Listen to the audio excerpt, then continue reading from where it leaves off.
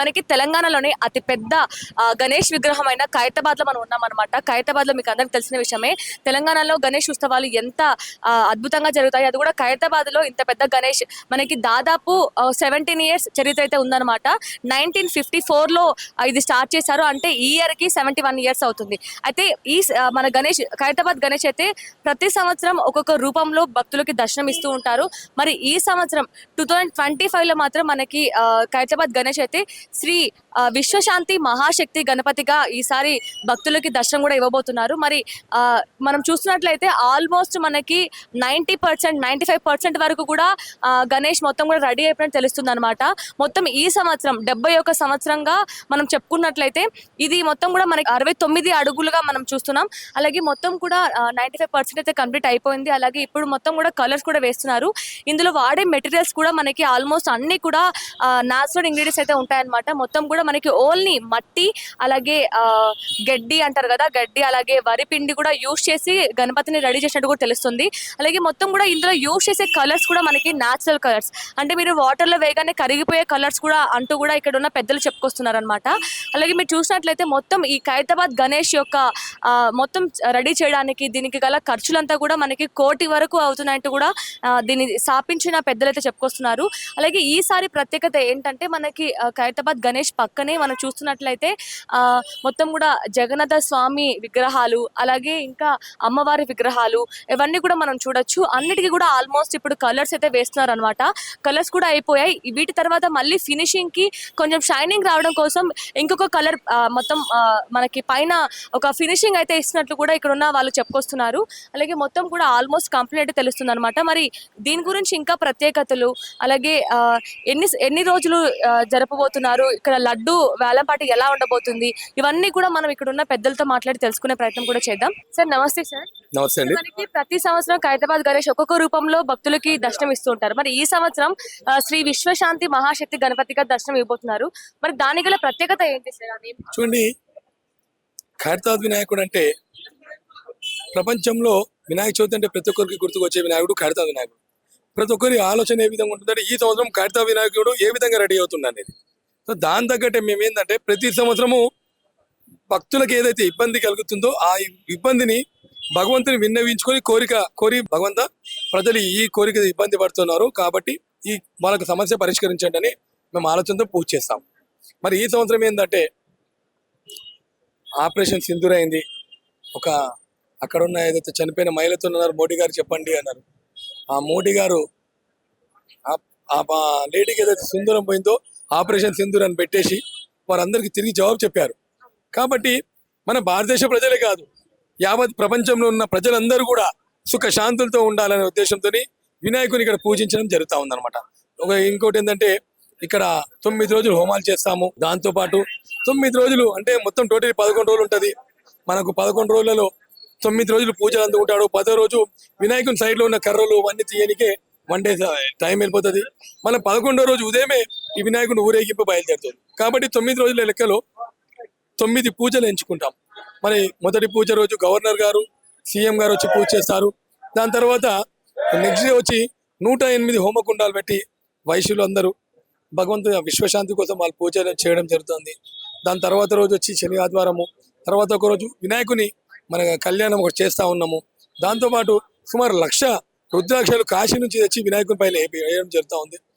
దాంతోపాటు మన రిటైర్ అయినటువంటి బ్రాహ్మణులు సుమారు 40 నుంచి 50 మంది వచ్చి వినాయకుని ఒక సహస్ర నామ స్తోత్రము అనే ఒకటి పూజా కార్యక్రమం ఉందన్నమాట. అట్లా కంటిన్యూ భక్తులందరూ, ప్రజలందరూ, ప్రపంచంలో ఉన్న ప్రజలందరూ శాంతియుతంగా ఉండాలి అనే ఒక ఆలోచనతో విశ్వశాంతి మహాశక్తి వినాయకుని ఏర్పాటు చేయడం జరిగిందనమాట. సరే, ఇప్పుడు మనం చూసినట్లయితే గణపతి పక్కనే విగ్రహాలు, శ్రీ వాసి అమ్మవారి విగ్రహం ఉంది, అలాగే గజ్జలమ్మ విగ్రహం ఉంది, శ్రీ మనకి జగన్నాథ స్వామి విగ్రహాలు కూడా ఉన్నాయి. అసలు పర్టికులర్ గా ఈ విగ్రహాలు పెట్టడానికి గల కారణాలు ఏంటి సార్? చూడండి, పండితుడు విఠల్ శర్మ గారు చెప్పిన విధంగా మేము ఒక్కొక్క సంవత్సరం ఒక్కొక్క ఆలోచనతో ముందుకెళ్తామని చెప్పాను. గజ్జలమ్మ వారు ఉండే వినాయకుని పెట్టే స్థలంలో ఒక గజ్జలమ్మ వారు కూడా ఉండే, దాన్ని తీసి పక్కకున్న ప్లేస్ లో పూజ చేసి ఇది 5 అంతస్తుల గుడి కడతాం అనేది ఆలోచనలో ఉండే. కానీ ఆ టైము కుదరకపోయిందో ఏదో కారణంతో ప్రతిష్టాపన కాలేదు. మరి ఇది అన్కంప్లీట్ లో ఉంది. మరి ఆ అమ్మవారిని 70 సంవత్సరాల తర్వాత మళ్ళీ వినాయకుని పక్క పెట్టబోతా ఉన్నాము. మరి ఈ విగ్రహాలు పెట్టడం వల్ల ప్రజలందరికీ మంచి జరుగుతుంది. అంటే ఎట్లుంటుంది అంటే మనము ఏ టైంలో ఏ భగవంతుని పూజించాలి అనే ఆలోచన ఉంటే గత సంవత్సరం చూస్తే సప్తముఖ మహాశక్తి వినాయకుని పెట్టాం. ఆ టైంలో పండితుడు విజయ శర్మ గారు ఏమనంటే రాహుకేతు పూజ చేయండి, అందుకే రాహుకేతు పూజ చేయడం జరిగింది మేడం. రాహుకేతు పూజ చేయడం వల్ల ఉన్న ప్రజలందరికీ మంచి జరుగుతుంది. దాంతోపాటు బాలరాముని పెట్టాం. మరి అందరూ అయోధ్య వెళ్ళి బాలరాముని చూడలేరు కదా, కాబట్టి ఆ బాలరాముని ఇక్కడ పెట్టడం జరిగింది అనమాట.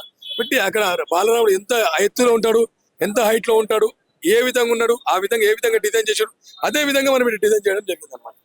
దాని బాలరాముల్లో మొత్తం దశావతారం చెక్కాము, ఆయన సూర్యవంశస్థుల సూర్యని పెట్టాము, అట్లా అన్ని చేశాం. ఈ సంవత్సరం ఏంటంటే పూరి జగన్నాథుని కూడా పూజించే మంచి జరుగుతుంది అన్నారు. కాబట్టి పూరి జగన్నాథుడు, సుభద్రాదేవి, బలరాముడు, సుదర్శనుడు అనే థీమ్ తీసుకున్నాం అనమాట. ఈ విగ్రహమూర్తులను ప్రజలందరూ పూజించే వల్ల ప్రజలందరికీ మంచి జరుగుతుందనే ఆలోచనతో ఈ విగ్రహాలు అనేది తీసుకోవడం జరిగింది అనమాట. సార్, మన అందరికీ తెలిసిన విషయమే ఖైరతాబాద్ గణేశుడు అనగానే ఒక్కొక్క సంవత్సరం పెరుగుతూ వస్తుంది అనమాట, ఒక్కొక్క అడుగు. కానీ ఈ సంవత్సరం మనకి 69 అడుగులు చూస్తున్నాం. అయితే దీనికి గల కారణం ఏంటంటే ఇప్పుడు మీరు ప్రతి సంవత్సరం ఒక్కొక్క అడుగు పెంచాలనుకుంటున్నారు. అసలు ఈ థాట్ ఎలా వచ్చింది సార్ మీకు? అంటే ఇంత పెద్ద గణేశుడు చేయడం ఎలా అనిపించింది? చూడండి, వినాయకుని స్టార్ట్ చేసింది శంకరయ్య గారు. ఆయన స్వాతంత్ర సమరయోధులుండే, ఆయన ఒక్క అడుగుతో స్టార్ట్ చేసింది. అంటే అప్పుడు ఒక్క అడుగు అంటే మన ఇక్కడ ఎవరు వినాయకుని పెట్టకపోతుండే. ఒక్క అడుగు పెట్టిన తర్వాత నెక్స్ట్ ఇయర్ 2 అడుగులు, మన 2 అడుగులు పెట్టి మొత్తం పెద్ద ఊరేగింపుతో తీసుకొని పోతుండే. ఇప్పుడు ఖైరతాబాద్ అనే ప్లేస్ చాలా పెద్ద ఏరియా ఉండే, అన్నిట్లా ఊరేగింపుతో తీసుకొని ఏనుగుల పైన, గుర్రాల పైన, ఇట్లా రథాల పైన పెట్టి తీసుకొని వెళ్తుండే శంకర్ గారు. అట్లా ఆయన ఒక్క అడుగు పెంచుకుంటూ శంకరయ్య గారు పేరు. శంకర్ గారు 1994లో స్వర్గస్థులయ్యారు. అయిన తర్వాత ఆయన తమ్ముడైనటువంటి సుదర్శన్ గారు, మా నాన్నగారు, ఆయన ఏం చేశారంటే ఈ వినాయకుడు ఎత్తు పెంచుకుంటూ వెళ్ళారు. అంటే ఇది ఏంటంటే భక్తులు సపోర్ట్ చేయడము, దానివల్ల ఒక ఇయర్ అడుగు పెంచుకుంటూ పోతాం. సో 2014 వచ్చేసరికి వినాయకుని షష్ఠి పూర్తి చేశాం. అంటే ఆయన వినాయకుని పెట్టి స్టార్ట్ చేసి 60 సంవత్సరాలు పూర్తయింది అనమాట. షష్ఠి పూర్తి చేసిన తర్వాత 60 అడుగులు అంటే అప్పటికే రికార్డు. ఎవరు ఇంత పెద్ద పెట్టారు? ఎత్తు పెంచాలంటే వెడల్పు పెంచాలి. మనకి ఈ రోడ్లో ఉన్న వెడల్పు అనేది సరిపోదు అన్నమాట. కాబట్టి మేము హైట్ తగ్గిస్తామన్నాం. అప్పుడు ఇక్కడ వచ్చిన భక్తులందరూ ఏమన్నారంటే మీరు వినాయకుని ఎత్తు తగ్గిస్తే కరెక్ట్ కాదు, ఎందుకంటే ఖైరతాబాద్ వినాయకుడు ఎత్తుకే ఫేమస్, ఇది ఒక పవర్, మీరు తగ్గించొద్దు అని అన్నారు. దాని కారణంగా ఏం చేశామంటే ఎత్తు తగ్గించమన్నాం. మళ్ళీ 2024 వచ్చింది చూస్తే 2024లో 70 సంవత్సరాలు పూర్తయ్యాయి. శిల్పి రాజేందర్ గారు, సందీప్ రాజ్ గారు ఏమన్నారంటే లేదు మనం 70 అడుగులు చేద్దామన్నాం. 70 అడుగులు చేద్దామంటే మరి అసాధ్యమా అన్నప్పుడు సాధ్యం అన్నప్పుడు 70 అడుగులు చేసి సప్తముఖ మహాశక్తి వినాయకుని ఏర్పాటు చేశామన్నమాట. మరి ఈ సంవత్సరం 71 అడుగు, కానీ ఈ థీమ్ కి 69 అడుగులు సరిపోతుంది. కాబట్టి మన విగ్రహానికి 69 అడుగులు, ఒక అడుగు తగ్గించి 69 అడుగులో మనము రెడీ చేశామన్నమాట. సార్, మనకి ఖైరతాబాద్ గణేష్ అనగానే ఎక్కడెక్కడి నుంచో చాలా మంది జనాభా వస్తుంటారు. మరి అంతమంది జనాభాకి సరిపడ్డ వాటర్ ఫెసిలిటీస్, అలాగే పార్కింగ్స్, అవన్నీ కూడా ఎలాంటి ఏర్పాట్లు చేశారు సార్? చూడండి, మేము సుమారు రోజు ఒక 200-300 డబ్బాలు నీళ్ళ డబ్బాల నుంచి భక్తులకు పంపిణీ చేస్తాము. దాంతోపాటు వాటర్ వర్క్స్ డిపార్ట్మెంట్ వాళ్ళు వేస్తారు. మళ్ళీ వచ్చే భక్తులు కూడా ఏంటంటే వాళ్ళు వచ్చి ఈతిగా దర్శించుకొని ఈతికి వెళ్ళే విధంగా అన్ని రకాలుగా ఏర్పాటు చేద్దాం. గౌరవ ముఖ్యమంత్రి రేవంత్ రెడ్డి గారు, ఇంతకుముందు కేసీఆర్ గారు ఉండే, శ్రీనివాస్ యాదవ్ గారు ఉండే, ఇప్పుడు ముఖ్యమంత్రి రేవంత్ రెడ్డి గారు, పొన్నం ప్రభాకర్ గారు, గణేష్ ఉత్సవ కమిటీ అధ్యక్షులు దానం నాగేందర్ గారు, కిషన్ రెడ్డి గారు, వీళ్ళందరూ ఏంటంటే ఇక్కడ వచ్చే భక్తులకు ఎటువంటి ఇబ్బంది కలగవద్దు అనేది మన ప్రభుత్వ పరంగా మన హైదరాబాద్ సివి ఆనంద్ గారు, వీళ్ళందరూ ఏంటంటే ఇక్కడ భక్తులు ఏమి ఇబ్బంది పడద్దనే ఉద్దేశంతో అన్ని రకాలుగా ఏర్పాటు చేయడం జరుగుతుంది. పోలీస్ సిబ్బంది కావచ్చు, జిహెచ్ఎంసీ సిబ్బంది కావచ్చు, వాటర్ వర్క్స్ కావచ్చు, ఎలక్ట్రిసిటీ బోర్డు కావచ్చు, అన్ని డిపార్ట్మెంట్ వాళ్ళు మనకు ఇక్కడ సపోర్ట్ చేయడం జరుగుతుంది అనమాట. సార్, ఇప్పుడు ఈ విగ్రహానికి గల ఖర్చు ఎంత అయింది సార్? అంటే ఇంత పెద్ద విగ్రహం సుమారు ఇప్పటిదాకా ₹1,00,00,000 అయిందండి.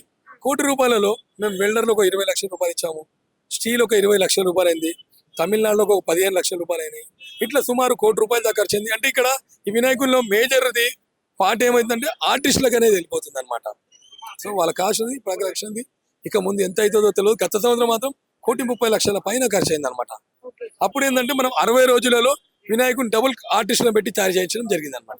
ఇప్పుడు ఆర్టిస్టులు కూడా మనకి వేరే వేరే రాష్ట్రాల నుంచి వచ్చినట్లు కూడా తెలుస్తుంది. అవునండి, నిజమేనండి. మెయిన్ ఆర్టిస్ట్ శిల్పి రాజేందర్ గారు, ఆయన ఆధ్వర్యంలో మన ఈ మూర్తి గారు తమిళనాడు, మరి ఒరిస్సా మంచి జోగారావు గారు, ఇట్లా వీరందరూ టీం తీసుకొస్తాము. తెలంగాణ, ఆంధ్రప్రదేశ్, రాష్ట్రం బాంబే వాళ్ళు వచ్చారు. 3-4 రాష్ట్రాల నుంచి కళాకారులను తెచ్చి వినాయకుని తయారు చేయడం జరుగుతుంది అనమాట.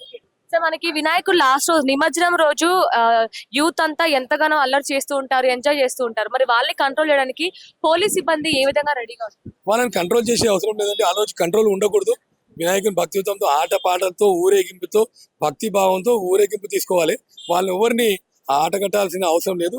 వాళ్ళు కూడా వాళ్ళతో పాటు మీరు కూడా 2 స్టెప్పులు వేసి భగవంతుని సంతోషంతో ఊరేగింపు తీసుకెళ్లాలని కోరుతా ఉన్నాను. ఓకే, ఫైనల్ గా మరి చూసే భక్తులకి, ఇక్కడికి వచ్చే భక్తులకి ఏం చెప్తారు? ప్రతి ఒక్క భక్తులు ఆ 11 రోజులు ఏదైతే వినాయకుడు దర్శించుకోవడానికి వచ్చినప్పుడు మీ సొంత వెహికల్స్ కాబట్టి అవాయిడ్ చేసి గవర్నమెంట్ ట్రాన్స్పోర్ట్ ఉపయోగించి MMTS, railways, buses, metros use చేసుకుని భగవంతుని దర్శించాలని కోరుతా ఉన్నాను. ఎందుకంటే ఇక్కడ మనకు పార్కింగ్ ఫెసిలిటీ అనేది దగ్గరలో లేదు కాబట్టి మీరు అన్ని మెట్రోస్ అనేది గవర్నమెంట్ ట్రాన్స్పోర్ట్ ఉపయోగించుంటే బాగుంటుందని తెలియజేస్తా ఉన్నాను. Thank you so much sir. Thank you. చూసారు కదా మరి ఖైరతాబాద్ గణేష్ యొక్క చైర్మన్ గారి మాటల్లోనే అయితే ఈ విగ్రహం యొక్క చరిత్ర, అలాగే ఎన్ని సంవత్సరాల క్రితం స్టార్ట్ అయింది, అసలు ఏ విధంగా స్టార్ట్ అయింది, అలాగే ఈ 9 రోజులు జరగబోయే పూజలు ఏ విధంగా ఉంటాయి, అలాగే గవర్నర్ గారు అలాగే సీఎం గారు కూడా రాబోతున్నట్లు కూడా ఆయన మాటలోనే విన్నామైతే. అలాగే ఆయన విజ్ఞప్తి ఏంటంటే ఇక్కడికి వచ్చే భక్తులకి అంటే వాళ్ళ ఓన్ ట్రాన్స్పోర్ట్ కాకుండా పబ్లిక్ ట్రాన్స్పోర్ట్ యూజ్ చేసుకుంటే బెటర్ అంటూ కూడా ఆయన చెప్పుకొస్తున్నారు. ఎందుకంటే ఇక్కడ పార్కింగ్ కావచ్చు, అన్ని విధాలుగా ఇబ్బందులు కలగకూడదు కాబట్టి ఆయన విజ్ఞప్తి చేసుకోవడం జరిగింది. మరి ఇది అన్నమాట ఈ ఖైరతాబాద్ గణేష్ యొక్క చరిత్ర. అలాగే రాబోయే రోజుల్లో ఆయనకు జరగబోయే పూజలు కూడా ఏ విధంగా ఉంటాయో మరి మీరు కూడా తప్పకుండా ఖైరతాబాద్ గణేష్ యొక్క మీరు దర్శించుకోండి. అలాగే ఆయన చెప్పిన విజ్ఞప్తుల్ని పాటించి ఎవరు కూడా ఇబ్బందులు కలగకుండా చూసుకోవడం ఆయన కోరుకుంటున్నారు. Thank you so much for watching. Cameraman Praveen తో ప్రత్యూష.